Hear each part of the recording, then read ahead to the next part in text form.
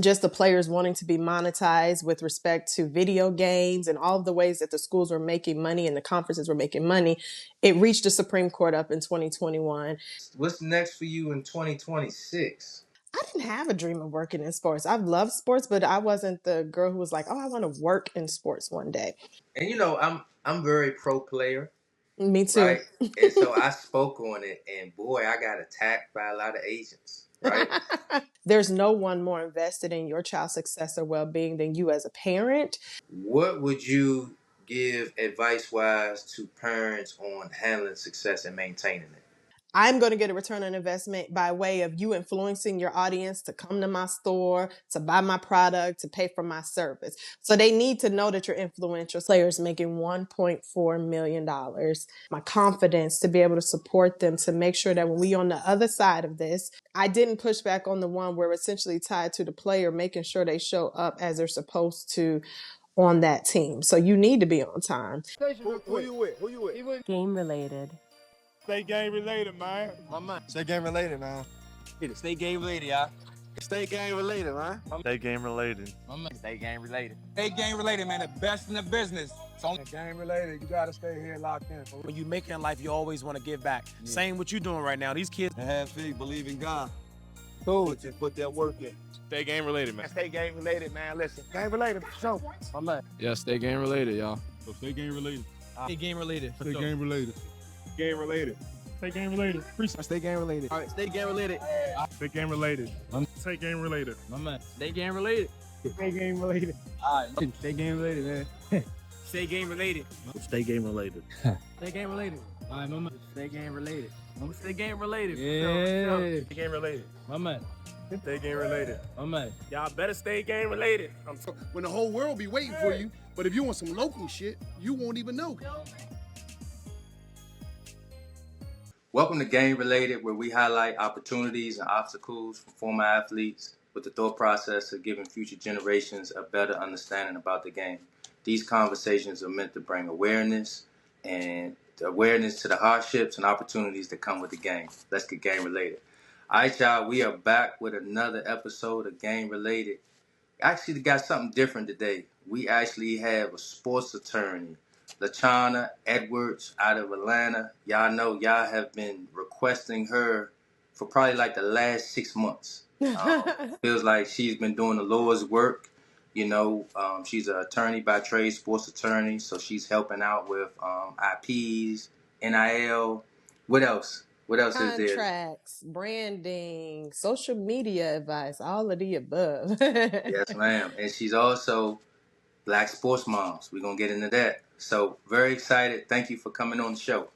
Thank you. I love that you said doing the Lord's work, because that is absolutely what this call is. I honestly never really had a dream of working in sports. So it's collectively all of my expertise, wisdom, my own life as a sports mom. I pour it all into my work and what I do for the families that I work with. Okay, perfect. Did you play any sports? I was a cheerleader, so it depends on who you talking to if that's a sport, right? I did do basketball briefly. My dad was a girls' varsity basketball coach for many years.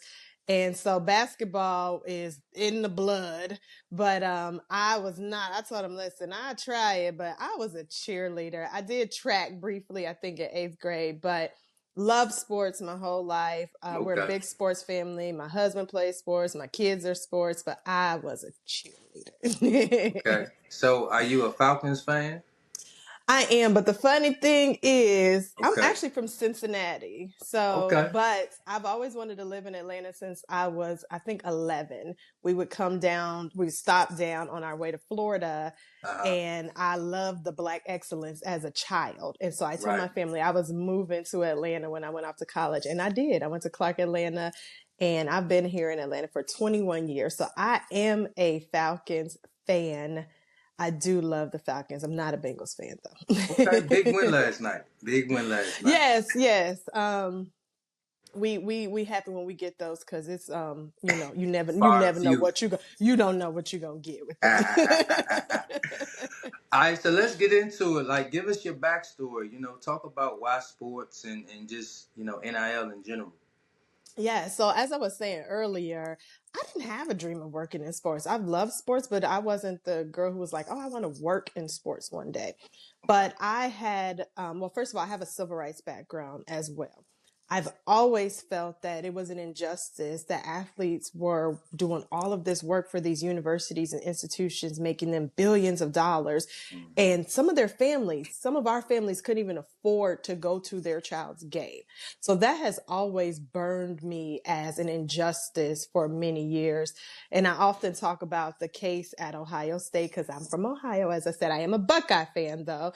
Okay. The tattoo gate, where the players were suspended because they went and got tattoos for selling their own memorabilia, because back then you weren't allowed to monetize in any way off of your fame. And so it was stories like that that has always rubbed me wrong as just one who, I won't even say civil rights attorney, just a person who has always been a social justice fighter since I was a little girl.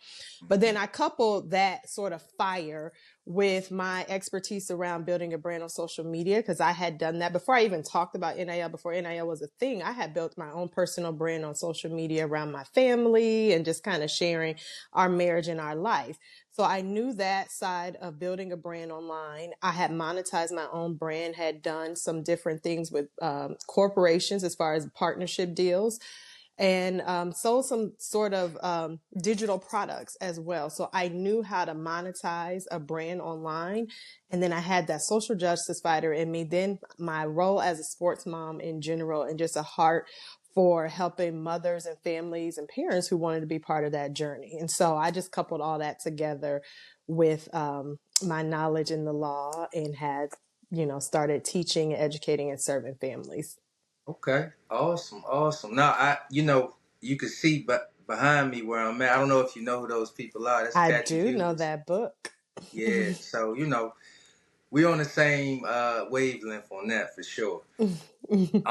So let's talk about NIL. Like, for folks that don't really understand, like, what is NIL? I think a lot of times people get it confused. So just give you a breakdown on it.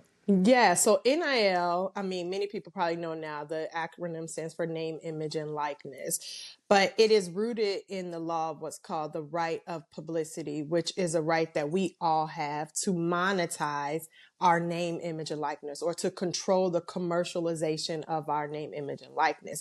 It is actually not something that's exclusive to student athletes, but we just use the phrase NIL in this space.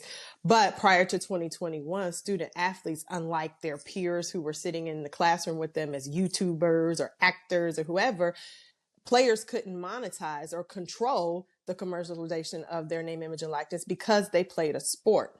But then in 2021, after a series of lawsuits which involved a few different athletes, but it kind of stemmed initially from just the players wanting to be monetized with respect to video games and all of the ways that the schools were making money and the conferences were making money. It reached the Supreme Court up in 2021. And that's when the Supreme Court said that, listen, you're the only industry that is allowed to monetize off of the players and the individuals, but they cannot. And that is a violation of antitrust laws. And they said, listen, you're not above the law. And so you need to pay these players, or give them the right, to earn money from their name, image, and likeness. And then that kind of spearheaded into what we have, all of these different issues and areas going on right now. Because the NCAA didn't think that they were going to lose that lawsuit, because they had historically been winning many of their lawsuits in the court. So there was no prep on their end to say, let me make sure I have this infrastructure in place. So it's happening in real time right now. That's why stuff keeps changing every couple months, every couple weeks, right? Yeah, very fluid. Yes. So I think so you got NIL. What I've heard is you got 3 ways to get paid, or is it 2? So I say 3. And Okay. the third one I don't hear enough about, and it's what we do a lot within Black Sports Moms and what I'm teaching with my family. So number 1, you have where the school is paying the athlete. Obviously not every sport is a money generator, but they're trying to distribute money through the revenue sharing agreement, which is that's where we're at now. Initially it was through a collective, which was supposed to be outside of the school, but now most of the schools are either using both the outside entity collective, which is like your booster booster clubs and the athletic department in general to share the revenue. But that's where you're getting money from the actual school or the institution. The second is where they're earning money. Actually, I may need to adjust that now that we are doing ref shoot. The second is them earning money through like brand partnerships and other like third party brands opportunities. So that's like Pepsi or McDonald's or something like that? Gatorade. Gotcha. Local mom and pop shop. I said, listen, every company requires marketing. So if it's the orthodontist, go and work with them. Talk to your orthodontist and say, hey, I love to, institute this as part of my brand that I'm building online. So that's sort of that third party, and anybody can go and get those. And that's what I tell even my players who are maybe in sports, not football. So they're maybe not getting as much money from their school, or even at the high school level, which many people are confusing when they hear, oh, NIL is a lot at the high school level. It's not that first category. It's this second one saying, hey, if Nike wants to work with me, if I want to go with the pizza store down the street from our house, I can do a brand deal and sponsor their product. Now I can speak on behalf of them. I can do an appearance. I can, sign autographs. You can do that now if your state allows you. And then the third category is entrepreneurship in general. Yeah. It is the athlete finding ways to monetize their brand that they could not have. And it could have nothing to do with the actual sport. It could be your lawn care business now. There's a young man at North Carolina I highlighted a few months ago. He has he owns the Ben and Jerry's ice cream shop right by their school now. Now he had a lot of prep work ahead of that because he was being mentored. And this is why I'm always like, the earlier, the better for your child. He was being mentored by the owner of several Ben and Jerry entities. And he eventually passed that on to him. So what an amazing opportunity that he used. He did use his NIL money from, I believe, his institution to purchase that. But now he's an entrepreneur. He's a business owner. And he's already setting himself up to be able to segue out of his sport whenever that is, and to have these different, revenue generating opportunities. But that could be even podcasting. It could be, like I said, starting a business that has nothing to do with your sport. It could be YouTubing. It could be selling merch. It could be a clothing line, whatever. It's literally whatever sort of entrepreneurial ideas that naturally align with your child's interests and abilities. They could not have done that before 2021. Yeah. I remember your post, and I think I trolled you a little bit because I don't think you was eating the Ben and Jerry's. I think you was eating ice cream, but it wasn't Ben and Yeah, that was you. You was like, is that Ben and Jerry's? Like, you ain't supposed to be saying all of that. No, birthday cake ice cream is actually my favorite ice cream. And I don't think they have it at Ben and Jerry's. So I was actually eating Mayfield ice cream in that video. Let me ask you this. If a player is listening to this and they were like, hey, I would love to promote myself to a mom and pop, like, how would they go about trying to make that happen? So first and foremost, you need to make sure your brand kind of aligns with the companies that you want to work with. So number one, you need to be posting, because unlike at the schools where they are essentially, even though they're going to say it's not pay for play, it is pay for play at the end of the day. But a corporation, a small business, a Fortune 5, whatever, they need a return on their investment. So they need to know, if I work with you, I'm going to get a return on investment by way of you influencing your audience to come to my store, to buy my product, to pay for my service. So they need to know that you're influential. So you can't say I'm posting every 6 months and think that they're going to pay you hundreds or thousands of dollars to talk about their product.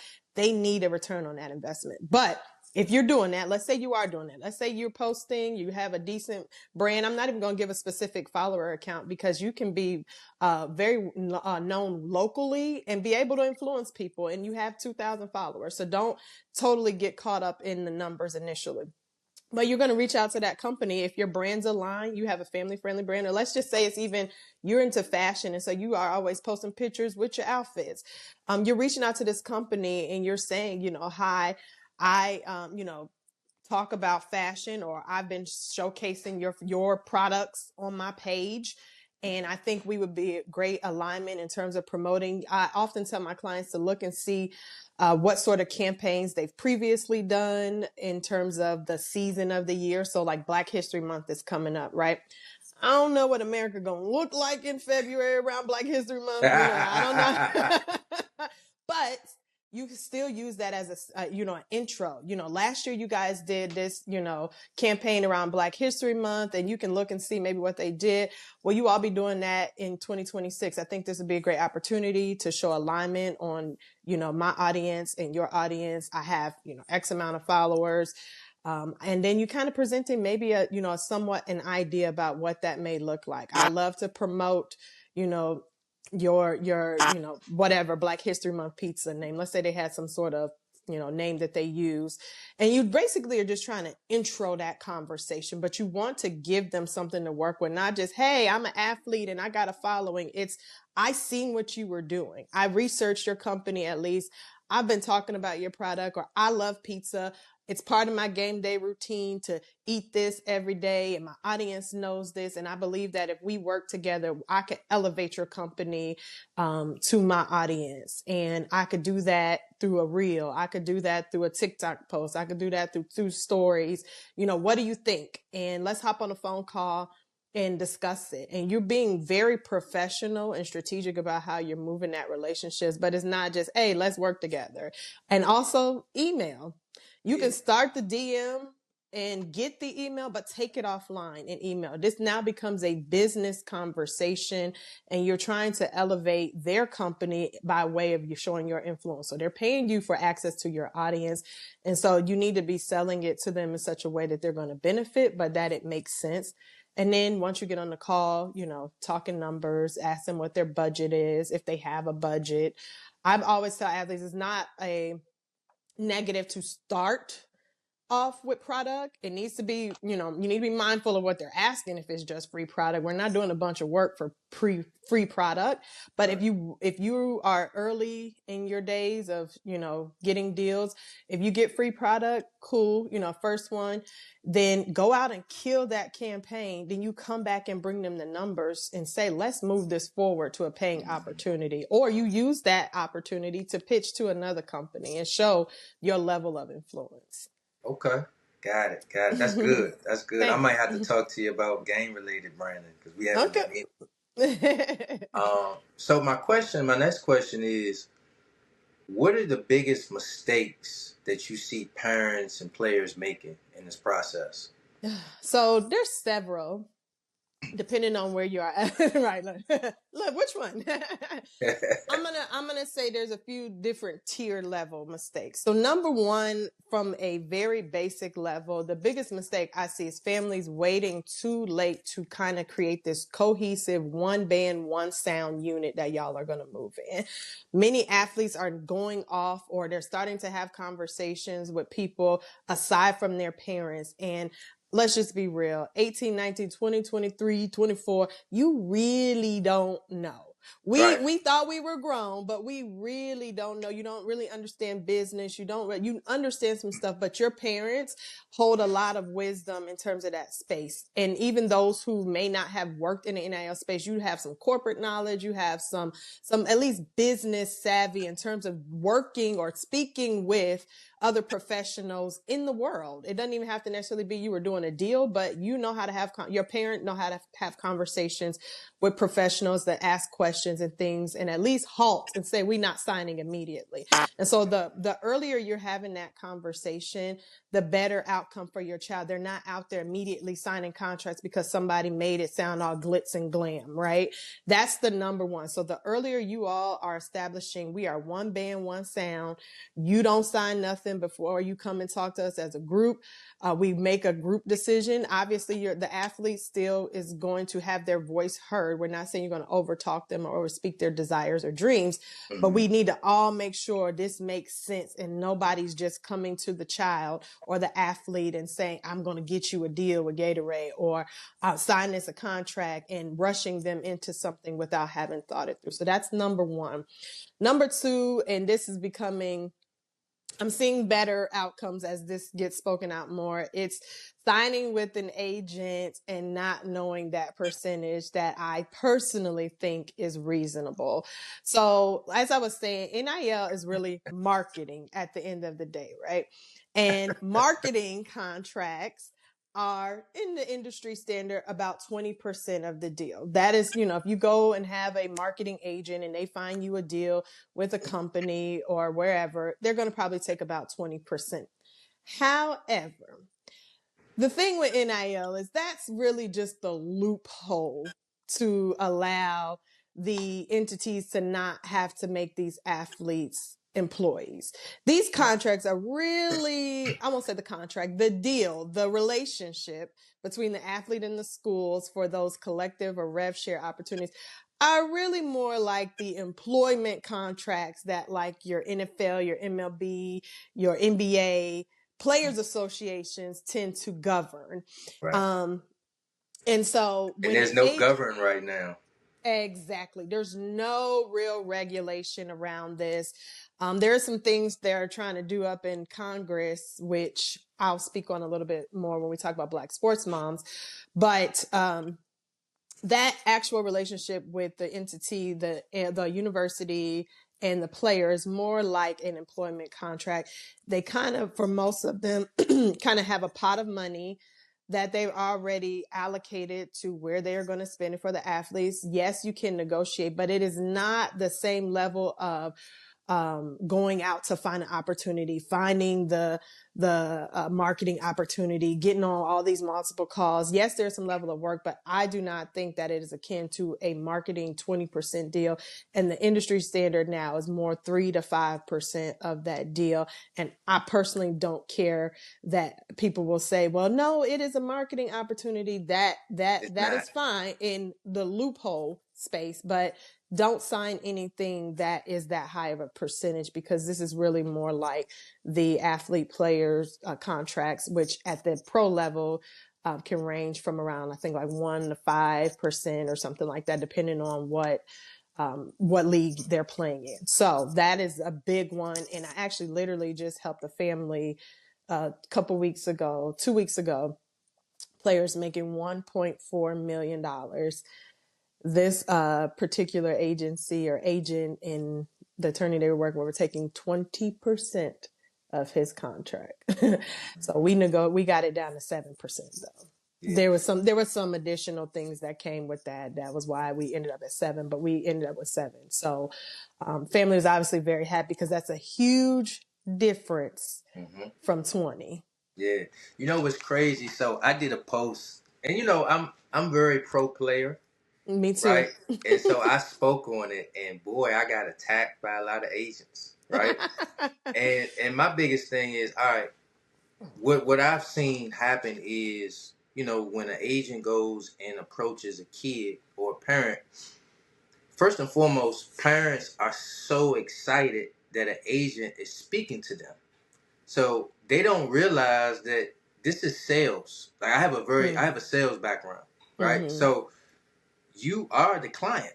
You just don't realize it at the time, right? And so you just so excited that an agent is talking to you that you just say yes, and you don't even realize that your fee, like everything, is negotiable.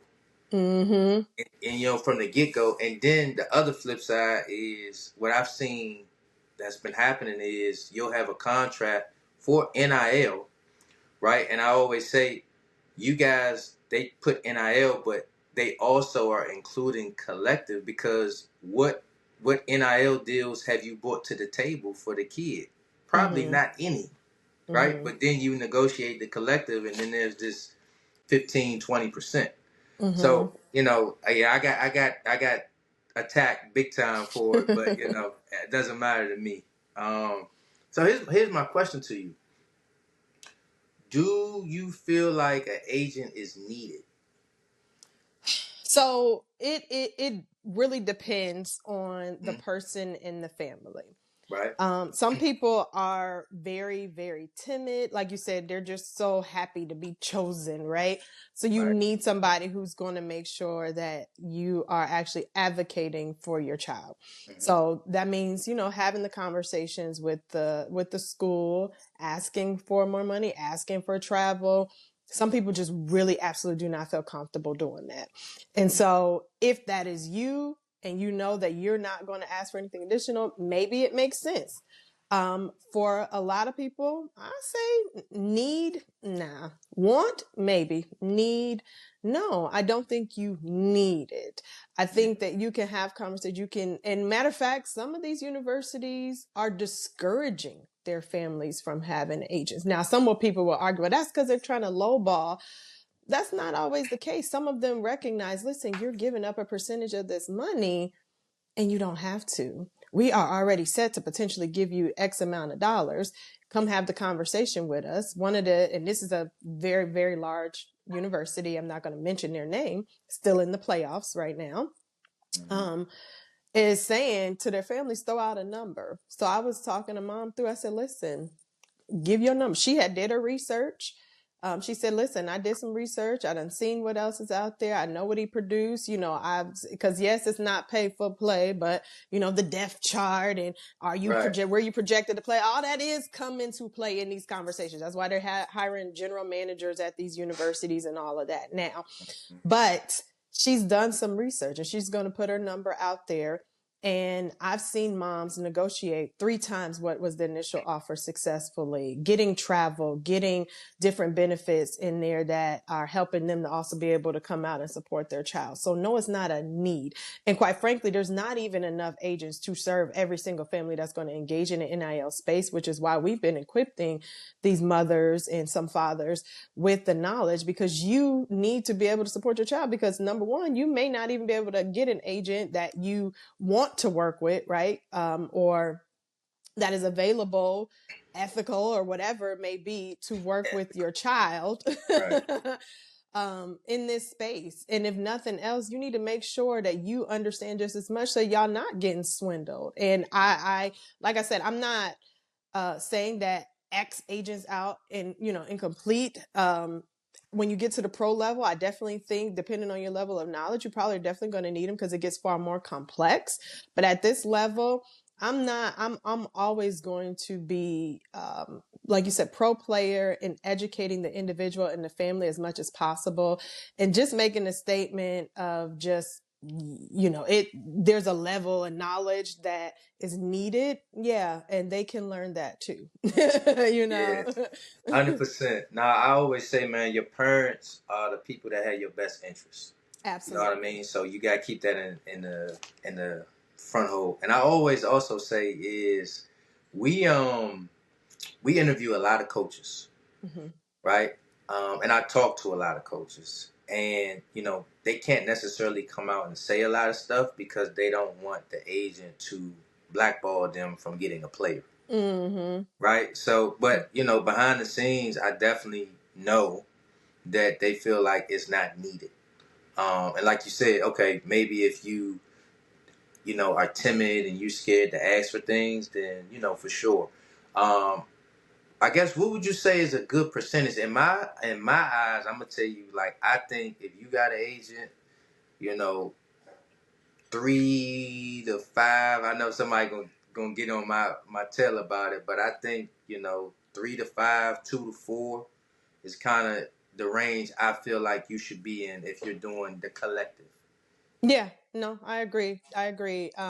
Industry standards about 3 to 5. And I would even say for those brand opportunities, I'm seeing 10 to 20. Like you said earlier, everything is negotiable. Nothing is off the table in terms of you asking. And I want to also state that when we speak to the person or the parent that is timid, unsure, what to say or how to do, that is where I come in and support them. That is what we do in Black Sports Moms, because many people don't realize that it's not really as hard as you think it is.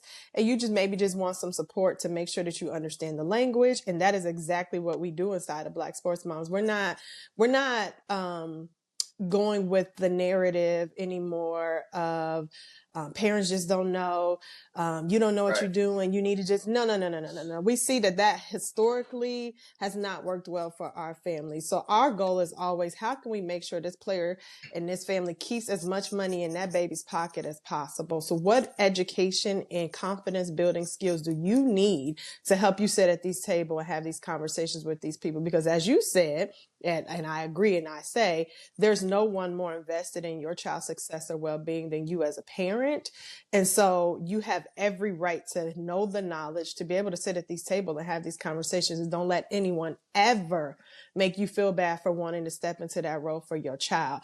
I, as a sportsman, now I know I'm a little bit different because I'm an attorney, Right. but my son has been playing ball since he was 3. We've been spending how many dollars and time and energy. Oh And my God. I was just in Florida 2 weeks ago for a tournament. I was like, he just finished youth football. I was like, it's over, y'all. Why are we going to Florida? I don't want to go to Florida. No, we done did this. It's over. They was like, no, we going to Florida. So no, you're not finna make it sound like we haven't been sacrificed. And no, I don't look at my son as that's my meal ticket. Now, granted, I do realize you are going to have your families out there that may not, but we're not going to speak like that's every family out there. Right. And we definitely not going to try to paint a parent as that being some sort of shark, when there's this group of people who you didn't even know my child existed until their name started coming in lights. But I'm the potential enemy here. We're not about to do that. And we're not going to let you continue to paint these families in that way because they want to be involved in their child's, athletic process. Yeah, 2 things I always say. I always say culture dictates commerce, right? And I think sometimes we forget that we are the culture, and they wouldn't be coming to you unless you could do something to help them. Exactly. Right? But we get it confused and get into this I don't want to say servant mindset, but in a way very like, hey, thank you for helping me when you didn't. And I'm like, you've been hands on this whole process and now you want to be hands off? Yeah. Why? No, You know? exactly. No, I said, honestly, of all times for you to be hands-on, it needs to be now that your baby is actually reaping the fruits of their labor. Now there are people, and I'm not saying that everybody's a shark, but just for visual purposes, now there's blood in the water, right? Yeah. Like there's something at stake now. You need to be around circling, protecting that child now, because now you're getting all of this attention and these people who are trying to figure out how can they get $1 out of your child. So you know, it's not, oh, I'm so happy to be chosen. I'm so happy. No, your child is the commodity and the entity now. So you need to be protecting them. I love that. So recently, Penny Hardaway, some of his players, right? And he's fined them because they've shown up late. He's fined them for their performance. He's just, he's taken away. And so in clauses, I feel like that might be like if you don't mind, I don't know how much of this you can get into, but like I feel like that's like your morality clause. And I think some of the other clauses that I think people should pay attention to is maybe like they have different terms for buyout clauses now. If you can speak on, I know you got, I don't want to take into completely what you're doing at Black Sports Moms, but if you could speak on just some of the things that if you're not going through working with an agent, some of the clauses that, may come in effect that you need to be aware of. Yes. Okay. So let's start with the morality clause, and you saying the players, that's fine. I actually have seen a contract like that myself at a large university. And it was I don't know if it was in their actual morality clause. So let me break down first. Let me describe or give them the definition of what a morality clause is first. So morality clauses speak to the behavior that the athlete needs to conform to in order to remain in compliance with that contract. And so if they don't follow certain rules that are generally listed out in that clause, then they could risk breaching and terminating the contract. But in the case of, like you said, with Penny Hardaway, some of them are, and I don't know of that particular situation, as we talked about earlier, everything's moved so fast, it's hard to keep up with all the news that comes out. But the one that I did see, it had in there where, like, if a player was even 1 minute late to 1 minute late to practice, they would lose, a percentage of that month's payment, because many of these, I don't think I've seen now anything different. Initially it was different in the early days, but most of the payments that you are hearing about are paid out monthly. So Right. The player gets a payment each month. And so some of these clauses now will say, like, if they're a minute, from 1 minute to 15 minute late, you lose X amount of dollars from your monthly payment. And then I've seen even things, as like speeding or, obviously your real egregious stuff, if you're involved in any criminal behavior, all of those things could cause you to lose your whole contract, a percentage of the contract, 1 month's payment, depending on what's in that clause. Now, around those clauses, the one that I did see, I didn't fully push back on because theirs was really tied to a lot of things that have that discipline that's needed for a player, right? Mhm. I said we are kind of in a catch-22 because if I say, I don't think you should take a percentage because you're late, but then we're also agreeing that it's okay for the player to be late, right? I can't remember if we made any adjustments to that. That was earlier this year that I seen that one. Essentially, it is a fine, right? Right. It depends on what's in the terms of the contract, whether or not to push back. So for an example, the one with speeding, it just said speeding. And I said, well, you can get a speeding ticket for being 5 miles per, over. We're not doing that. Let's put a number to that to at least say if you at least 25, 30 over, then, take a payment or something like that. But what we can't do is just say you went 3 miles per over and you got a ticket because depending on the cop, you might get. So that's one thing. So around, like I said, I don't know the specific details around the penny, what was in those contracts, but that is, becoming common. I didn't push back on the one where essentially tied to the player, making sure they show up as they're supposed to on that team. So you need to be on time. You need to be dressed according to whatever the team is requiring for practice or for the game. Now, the thing is, that is looking and sounding more like that NFL employment contract though, right? For sure. So For it's real sure. slippery out here when you're trying to say they're not employees, right? Yeah. So that's that. But some other clauses that I said to look out for, make sure you have you're reviewing what the termination clauses are, which speak to that sort of buyout clause. Now, we're going to see what happens with that one. I know Georgia's trying to take it to court, but the issue is that, like I've been saying this, throughout this time, is they are not calling these players employees, number one. They're 1099 contractors. And when you have a 1099 contract, that's a freelancer. You don't legally have the rights to control like that person's work.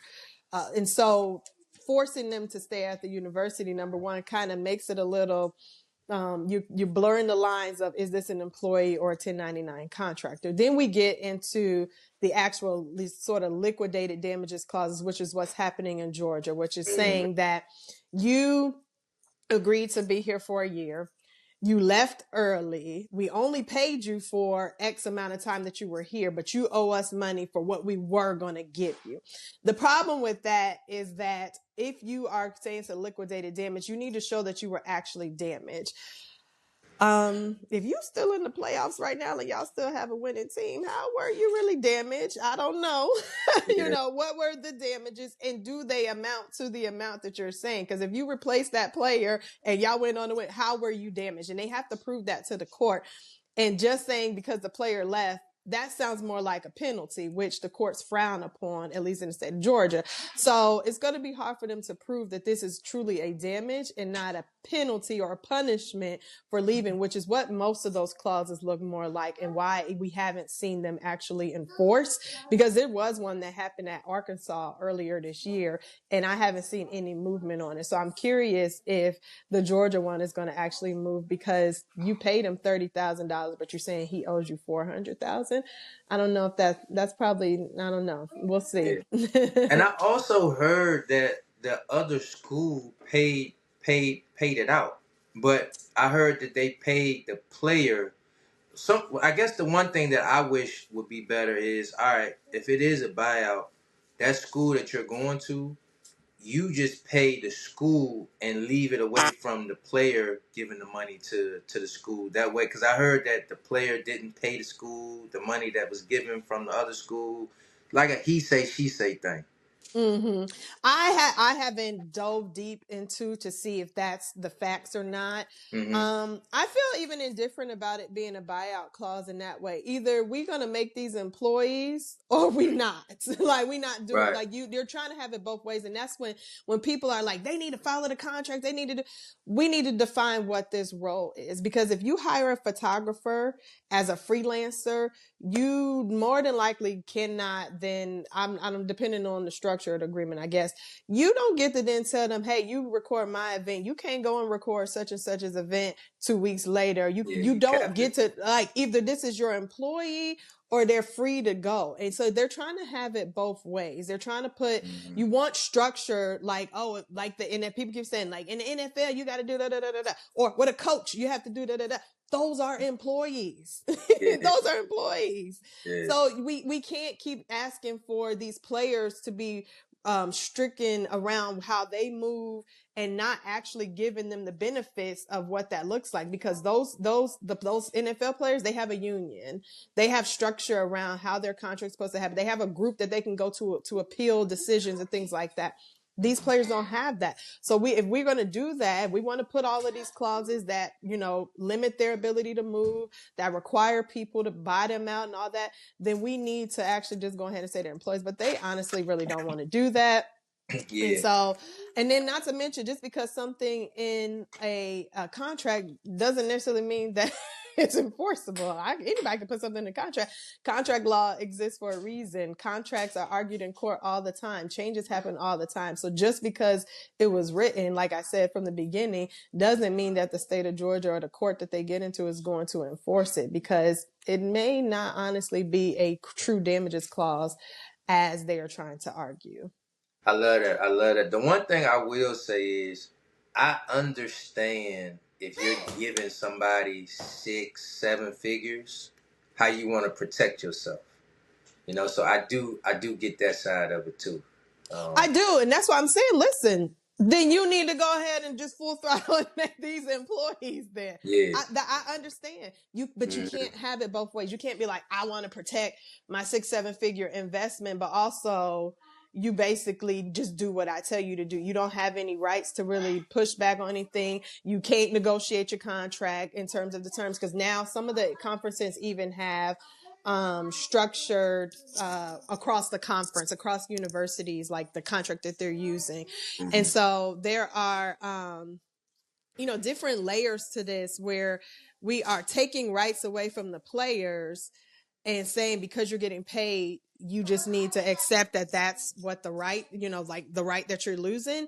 But it needs to be a balance. And so there are, things that we're doing with Black Sports Moms. There's organizations like athletes.org that are trying to create like a players CBA and, collective bargaining. There's things like if this is how we're going to move, then it needs to have more structure on both sides. We can't just keep asking the players that you need to abide by all of these rules, and then, the schools or the institutions get to make all of the rules. Right. So let's get into Black Sports Moms. So Black Sports Moms was founded in just March of this year. In just 9 months, we have had an incredible impact across the country and actually internationally, because we have some moms even from Canada. We are an organization now that has been equipping and educating Black mothers of athletes on how to be a leader in their child's athletic career. And that can look like different levels. It could look like the mom who just wants to have the knowledge. I just want to make sure I understand what my child is handling. The next level is I want to be able to sit at the tables and be a part of the conversations, but we're still going to hire some people. And then that top tier is I'm running point. I'm the agent. I'm the manager. I'm the one making the phone calls. I'm the one handling the deals. I'm in charge. Well, help, in charge with my child to run their athletic career. And so we have those different levels of moms, from youth to high school, college to pro, who are within our organization. We've been hosting events. We've done 2 now, and we're coming up on our 3rd in January in New Orleans. But we've been in Houston, Atlanta, sold out events. As I said, Black moms from across the country coming in to learn and get educated about the business of sports, about how to support their child, from mental health to contracts to IP, owning that mom to momager role, because we're not promoting, situations where you are forcing your child to commit to a university that they don't want to go to, but being able to support them in making those decisions and knowing when to put that mom hat on and when to put that manager hat on. And so we've had, as I said, incredible response. The women love the community. You know, Black Yeah. women, we love community. Black people in general, right? We love community. We love a theme color. We always in our pink and gray. I'm sorry, that is so true. It is very true. They be messaging us. I seen pink and gray at the last one. We wearing pink and gray to this one too. I said, yes, girl, wear your pink and your gray. But we also have a virtual side membership that we just publicly launched. We were in beta mode from our Houston event in November. And so we do monthly educational calls with a mental health professional around a specific business topic. And like next month in January, I'm doing NIL one-on-one. So really breaking down and helping people understand the industry and how to get started in it. In addition to live Q&A with myself and Andrea, just to kind of answer legal questions, branding questions. And we're doing that monthly in addition to doing some in-person connections and meetups and just having a really good time of being in community with other Black mothers in this space. We know many of the athletes will say my mom was the real MVP. I credit my parents or my mom, for pushing me. And we want to create that community and opportunity for her to continue to elevate as her child grows in this space. So we're not just saying, oh, I'm so thankful that y'all are here. Take my baby off, and I trust that you're doing everything. No, I'm going to grow with them professionally in my education, my knowledge, my confidence to be able to support them, to make sure that when we on the other side of this, whether it's pro, and you've gone on 10 years in the league and you're now to retire, that we've done everything. We've maximized everything to make sure that this opportunity, your God-given talents, were used to help and benefit your life in the for the longevity of your life and your career. I love it. I love it. So, I got to ask. Black Sport Dad right here. We get that question all the time. It's where so we at in this? Where y'all at? So let me just say this. I've worked with many dads in my firm, and I used to teach a class called Sideline CEO before we launched Black Sports Moms, and I had dads and uncles in there that were supporting their athlete. And so my husband is very involved in my son's athletic, but what we found, and this is honestly true across races, but as I said, I'm here for my people first, is that moms tend to be really involved in the business side of, in the off the field kind of things. They want to make sure, like even me, my son, he's in middle school, but when we first started playing ball, I was researching helmets. So he's had Devices helmets since he was 5. I was like, nope, we research. I'm looking at the Virginia Tech ratings. Like there's a level of I know that's technically on the field, but I'm doing a lot of things. I started the social media page. I'm creating content for him. I'm really involved in that. Whereas a lot of the dads, and I'm not saying everybody, but a lot of the dads are, you're really involved in the technique, in the craft of the sport, right? The training. How do I make sure that you are a great physical player, whereas mom is like, okay, let me nurture the player off the field or off the court and making sure we're doing things and thinking through on business. And moms make a lot of decisions in our households as well too, around, leisure and, the things and decisions that keep the family running. And so we just naturally tapped into that, especially because we are Black sports moms ourselves. So there's a community that we created, but we absolutely support dads as well too. And we I could join? Maybe online. What's funny is we did have a dad at our Atlanta event. He came with his wife though, but we did have a dad at our Atlanta event. Because listen, no, I do tell him. Listen, we don't discriminate though. Like we know legally, I'm an attorney. At the end of the day, we do not discriminate. And so if somebody did show up, we ain't gonna be like, you got to get out. And we're not legally allowed to do that. But we do ask that people respect and support the sacredness of Black women being able to come together in this space, because we have a very unique journey in this country. And so we honor that, and people feel very comfortable and safe in our space to share their stories, to encourage one another. And that's just something that you're not going to find in other sort of mixed communities. We are a safe space for these women. Got it. My sister actually lives in Atlanta. Does she? And she got two little boys that play football, so I'm sure. Tell her, come on. Yeah. They young, but I'm sure when that time comes, they'll be around. So Listen, I told you we have youth parents. We have youth moms in our group as well too. It's like I want to be in the community. I can't stress enough how contagious being in the rooms with this is. The women, they walking away, because some of the, like for example in Houston we had, and in Atlanta we had moms who were, I have a youth player, a high school player sitting next to the Houston Texans moms. We had some New Orleans Saints moms in Houston. In Atlanta we had a Carolina Panther mom. There were a couple, I think, was it Detroit Pistons moms? Yeah. Some NBA player moms. They're all sitting at the table together and just being Black women just coming together. And so the younger moms are like, I want to learn from you. So I like being in community with you now so I can do things. And the moms who are at the pro level, they're like, I wish I had this community when I was coming up, and I want to share my wisdom. And also we had athletics moms too. I forgot MLB moms in the room, aside from Andre as well too. So it's for all of these moms, the community, the education. I'm always going to be preaching, be proactive, not reactive. And that's how you then don't end up saying, I'm just so happy to be here. You're like, that's cute. We doing business now. all right, so bowl games is coming up. Transfer portal is about to come out. What advice would you give to players and parents that might be listening?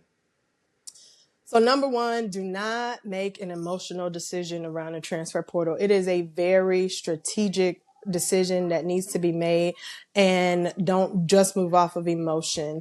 You need to make sure if you're going to enter the portal that you are aware of whatever university they may move to has their major, that their that their credits are going to transfer. What we're not going to do is set them back academically. You need to make sure that you guys are aware of where they may potentially land if you do jump in there. So, I've seen a lot of announcements here over the last week or so.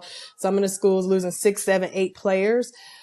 The reality is a lot of these institutions are already having conversations with the players, even though the portal isn't open yet. And so maybe a couple things with that. Kind of being aware, like if I'm going to do this, where are the possibilities that I may land? Because there are some athletes that do not get picked up at all, which means that your child cannot play ball at all after if the school that they're at is like, you terminate this contract when you enter the transfer portal. So bye, So being aware also that this is a risk. And so if you're going to choose, you need to make sure you understand where your child's on the depth chart, making sure y'all have some film. Some players are still working out, great. They're going to go and get picked up. Many of them, as I've, read and understand from my own behind the scenes experience, as soon as it opens, they're going to be picked up because they are having conversations. But most of the contracts do not actually allow that. And so you need to be mindful and also aware that if you do, choose to answer the transfer portal, what does that look like in terms of termination of the contract? Going back to that liquidated clauses, damages clause that we mentioned earlier. Is that something that's in your child's contract? And even if it may not be enforceable, you at least need to know that this might come out. And so if so, we need to make sure we have legal representation, or we've at least considered that this may be an issue. Now, I will say there is a conference that I actually am happy this is their approach. They don't have a liquidated damages clause.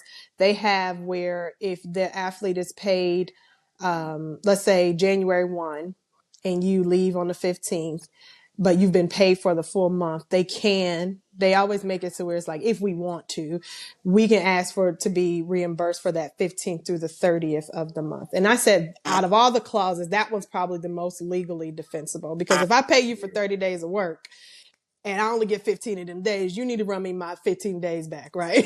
So that one, I mean, obviously we don't love that you might have to pay money back, but that one is probably the only really legally defensible one, because you've been paid for 30 days. And that is it's one of the Power 4 conferences that is starting to use that. And so be mindful then, if that's in their clause and they do ask for that 15, 10 days, whatever back, make sure you got some cash on hand just in case they try to enforce that. Yeah, good. Don't blow all that money for sure. No. For sure. For sure. So what's next for you in 2026? Yeah, so as I said, Black Sports Moms, we are headed to New Orleans January 10th through 11th. 10th and 11th, we are doing a workshop style conference this time, a little more intimate, more advanced. We're breaking down contracts. We have our partner with Prudential Financial coming in and giving investment strategies. We also have a CPA to talk about tax strategies. As you said, don't blow all that money because taxes are not taken out of these checks.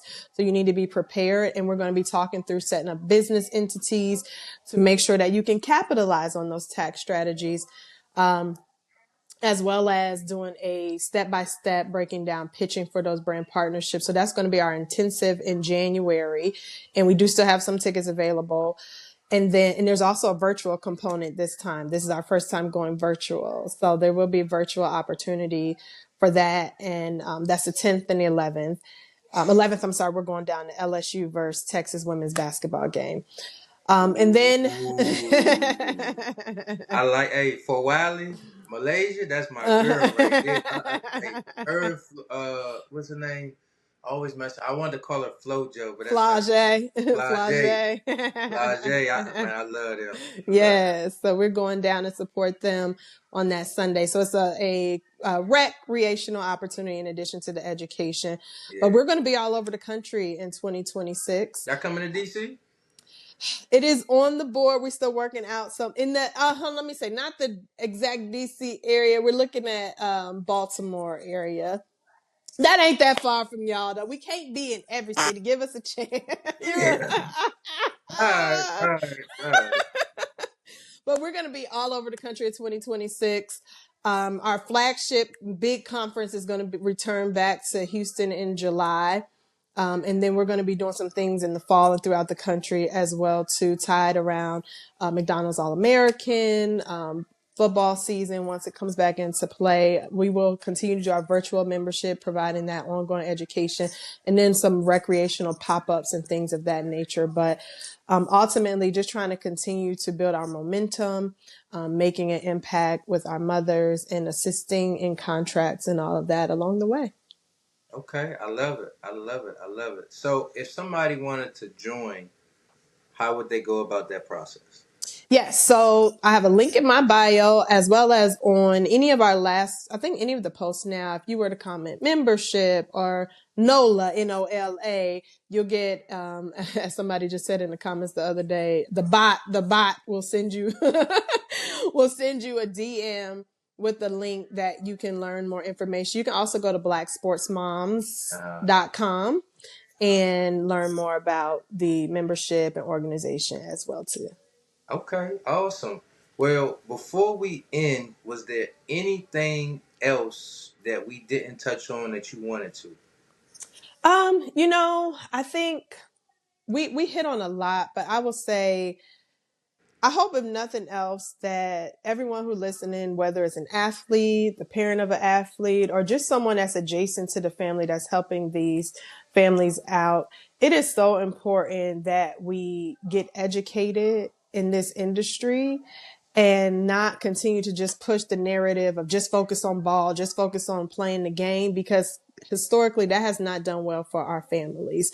And it is time, if we want to be able to demand or to ask for more around ownership, around what we are expecting our children to receive from their God-given talents, we have to get educated. We have to continue to support these families with getting educated and not continue to sidetrack the mothers and the fathers who want to be involved, so that we can change the directive of how our athletes have been treated for so long.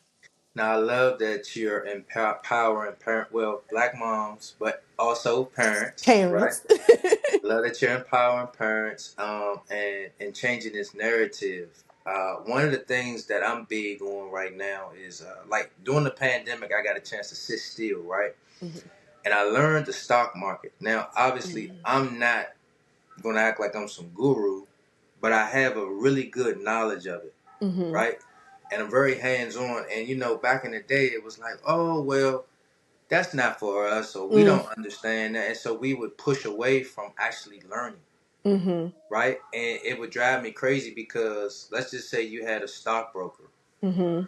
Your stockbroker gets paid whether he performs good or bad. Mm-hmm. But he don't, you know, he I'm gonna tell you doesn't that. care about it as much as you care about your own money. Mm-hmm. You know what I'm saying? And so Yep. I see the same thing in what you're doing, and I love it, and I'm happy for you that you're creating this platform. So, you know, kudos to you. Thank you. I appreciate that. Thank I, you. I got one more question, then we get out of here. Okay. It's about handling success, right? Now you're working with all these kids, and they're working to get to this level of, man, I'm getting paid. You know, I'm on TV. I had this status. That comes with a level of success. But once you get there, maintaining it is a different animal, right? Mm-hmm. What would you give advice wise to parents on handling success and maintaining it? Mm.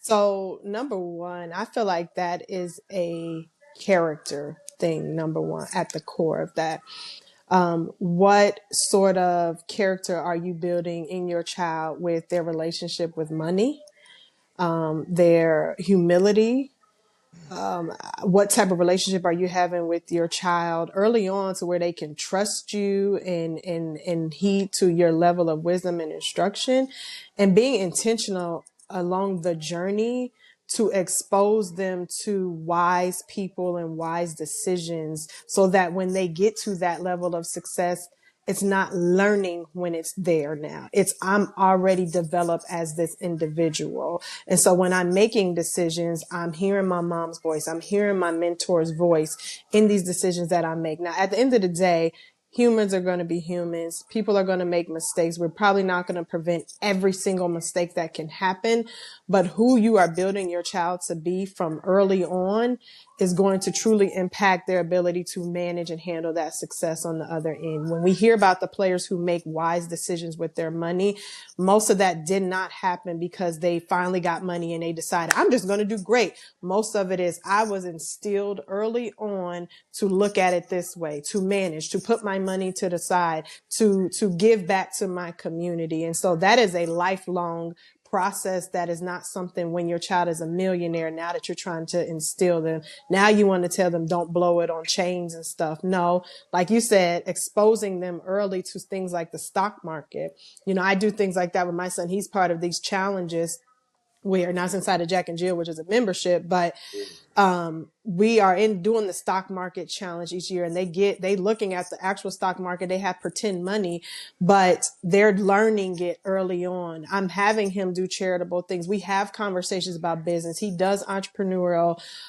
summer camps and things, because the root of who he is and who I'm building him to be needs to be already established when he, or if he's going to be successful, whatever he does. But when he gets there, I need to make sure that that's already who he is, not trying to change it when he gets there. I love that answer. That was so good. That was so Thank good. you. You know, I always say like, I drill my kids before we go to school, right? So Mm-hmm. on the car ride there, it's like, what is money? It's like Mm-hmm. money is a tool, right? Mm-hmm.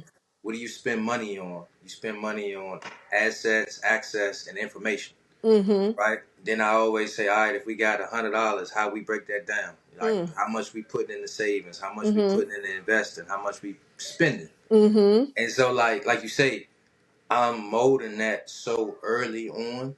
You know what I mean? That like it's just It's gonna be second kind of nature. subconscious. Mm-hmm. You know? So Yep. I appreciate this. This was a really good convo. I really appreciate your time. We gotta have more convos. I'm actually gonna be down there. I would love to shake hands and actually do a real show. You know, Yeah, you know. absolutely. Yeah, but I definitely appreciate your time.